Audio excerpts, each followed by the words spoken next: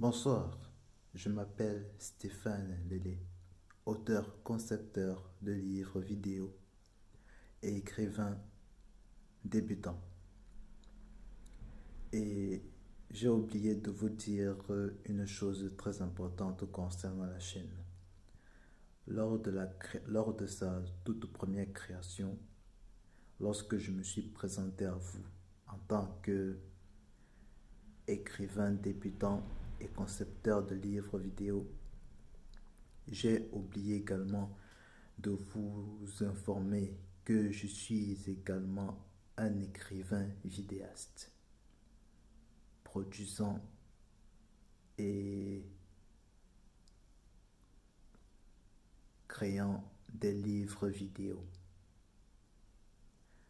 Alors, de nouveau, je me présente à vous en tant que Stéphane Lélé, auteur, concepteur de livres vidéo et écrivain vidéaste. Lors de la présentation vidéo, j'ai compté devant vous, du moins en tant qu'écrivain vidéaste, je vous ai écrit en vidéo l'acte 7 du premier chapitre de ce livre vidéo en cours de développement qui n'en est qu'à sa toute première version et en cours d'écriture, intitulé La licorne de Paran et la forêt des nuages. Comme je vous ai compté, l'acte 7, c'est 8 ou bien 7, je crois que c'est l'acte 7, veuillez m'excuser. Hier, je vous ai compté l'acte 7. Aujourd'hui, ce soir, je vais vous compter l'acte 8. Veuillez me pardonner pour cette erreur. Donc, hier, c'était l'acte 7 et aujourd'hui, je vais vous écrire en vidéo via une lecture vidéo devant vous l'acte 8. C'est parti.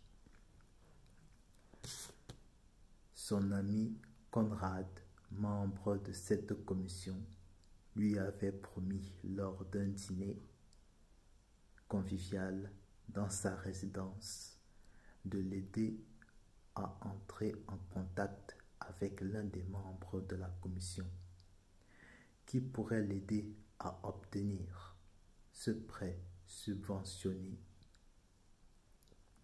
en l'y invitant par la même occasion à cette soirée. Ce prêt allait le servir dans ses futures transactions, dans l'acquisition de la Bella, l'une des sociétés issues du secteur de l'industrie du sexe local, gérant une dizaine de boutiques de magasins de sex shop dans le comté. Il y était accompagné de sa charmante Scarlett, vêtue d'une robe longue,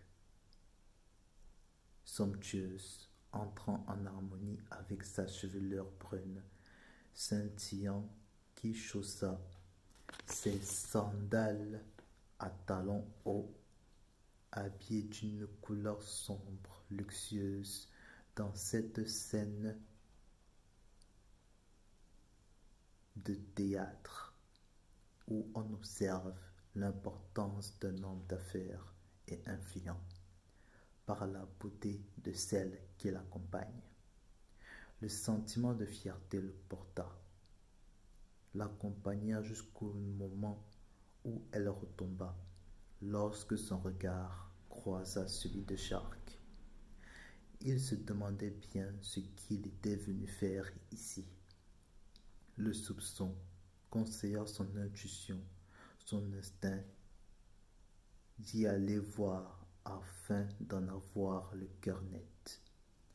D'un geste de la main, touchant l'épaule d'Isabelle, s'approchant vers elle, Il lui chuchota à l'oreille, leur donnant ainsi d'aller saluer les invités et convives, informant à celle-ci qu'il allait la rejoindre.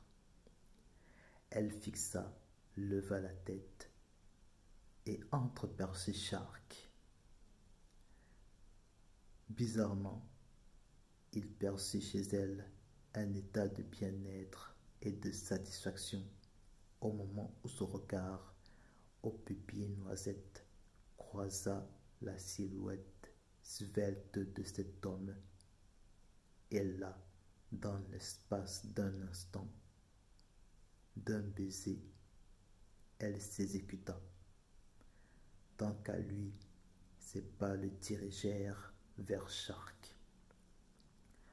Le sentiment de défiance suffit forte, oppressante, lourde à chaque pas qu'il faisait, comme s'il marchait dans une mare marécageuse, dangereuse, où les dents acérées de l'un de ces carnivores reptiliens y guettait la moindre occasion afin de saisir l'opportunité de savourer cette bonne chair tendre et délicieuse.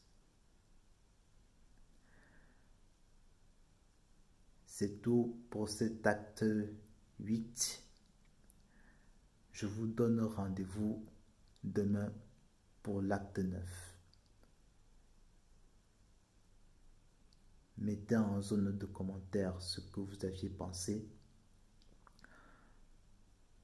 Donnez vos impressions pour que je puisse développer cette première version de ce livre vidéo pour en sortir une seconde version de ce même prototype. Si vous aviez aimé la vidéo, mettez un pouce. Si c'est le contraire, mettez l'autre pouce. N'oubliez pas de sonner la cloche de notification et partagez cette vidéo. Abonnez-vous à ma chaîne et d'ici là, passez une bonne soirée. Ciao.